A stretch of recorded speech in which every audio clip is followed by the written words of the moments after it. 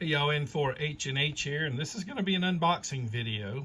Well, I can't wait to show you what it is. Let me go ahead and cut this.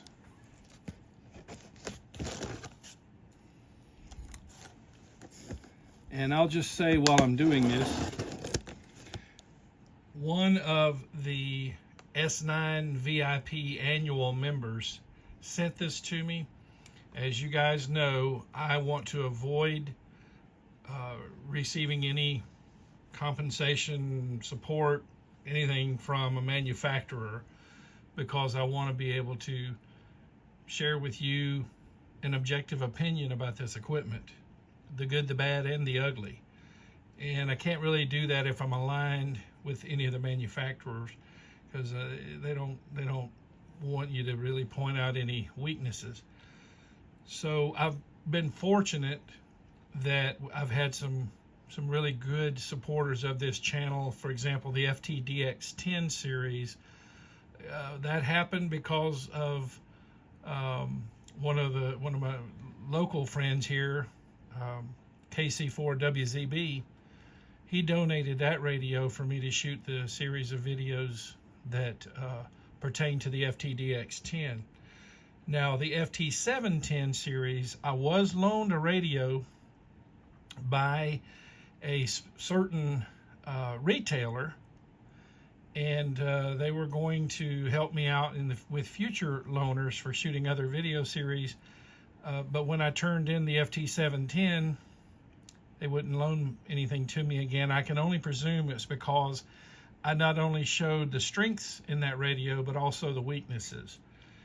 But you know, the radio that I was sent was one of the very first ones, early firmware, had some issues, had a lot of good points too, but I'm not going to hide the weaknesses on a radio. I'm sorry. I'm gonna be straight with you. And by the way, a lot of y'all still buy those radios, and because the fact of the matter is, even if I point out something that's not a strength or is in fact a weakness, you might find that that's not something that concerns you. I mean, I'll give you a prime example. If you're mainly going to operate FT8, you don't care about even plugging a microphone in, then any weaknesses in a radio that pertain to sideband are not going to bother you. And that could be true the other way around as well. So, you know, I just want to inform you, nobody makes a perfect radio. They don't. There's always going to be a weakness that you can find. It's just the way it is. And it's sad too, because sometimes, you know, if you've watched my channel very long, you know that sometimes the weakness is something that was easily avoidable. It just seems really like, how in the world did you miss that sort of a thing? Okay. But without further ado, let me open this. And I want to tell you that this was sent to me by Jonathan. And he's W5GI. Thank you, Jonathan. And he's going to make it possible for me to shoot some videos about this radio. Oh, there's the proverbial padding. And here we go. It's the Yaesu FTM-500D. Yaesu FTM-500D. Now, if you've been keeping up with my channel, you know that Wendell, K5WAN, also gifted me a radio recently, the FTM-400 XDR. And I've already shot a video with it, unboxing it, getting it going, and I'm going to be shooting some more videos with it regarding like programming the memories. Now, a lot of you guys know you can buy RT Systems programming software. It makes it a cinch. It works like a spreadsheet, but I'll be showing how to do it through the actual radio menu, which is, it's quite honestly, it's not hard. These radios aren't difficult to program. So it'll be interesting to see what is different with the FTM-500 in that respect, because, you know, they have very similar features. Now, the FTM-400 has a larger screen, and it is detached. In fact, it cannot attach to the radio. But the FTM-500 here, you see, can be one unit. This one could wind up in my truck, could wind up being a replacement for my ICOM that's in there now. The ICOM I have, I purchased it because of D-Star, but I never get on D-Star. And here we are, the box is open. There's the trusty Yaesu manual on the top. Comes with a power cable, microphone clip, and there's the microphone. It's a good looking microphone. Okay, so let me get the radio out.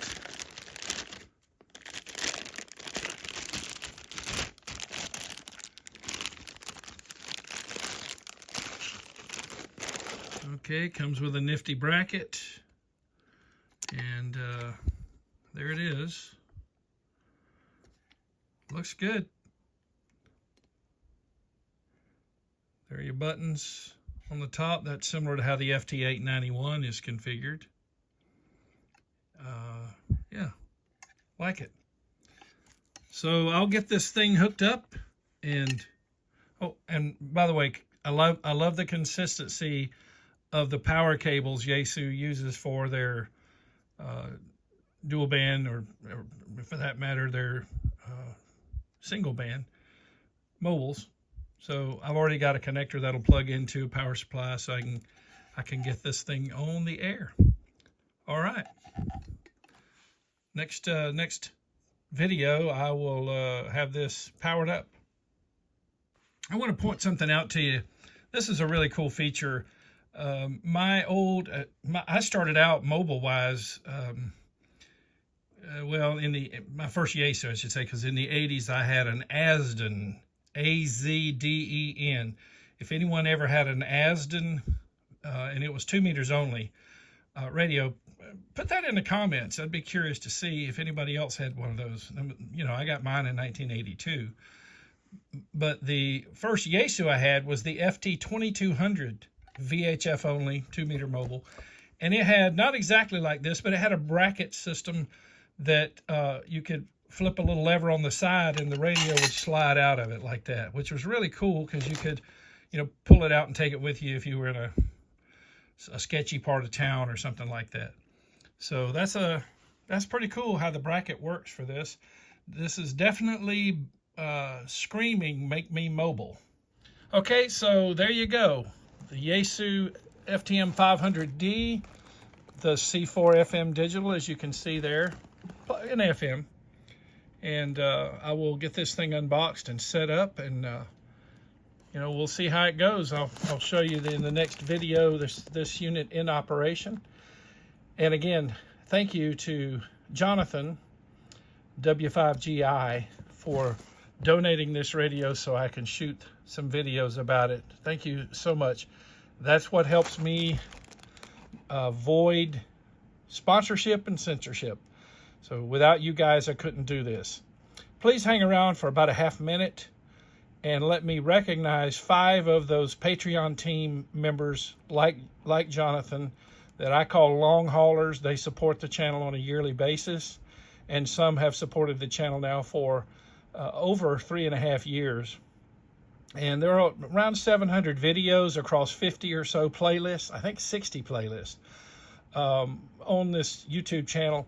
And, you know, without these long haulers, you wouldn't have seen the majority of those videos. That's how critical they are to a mission like mine, where I don't have things donated by a manufacturer for promotional purposes. I'm strictly funded by private donation to help do this. And so Jonathan has helped in a tremendous way by sending this radio here. All right, again, stand by for a half a minute or so I can recognize 5 of the Patreon team long haulers that helped bring this video to you, and many, many others. 73 from N4 H&H.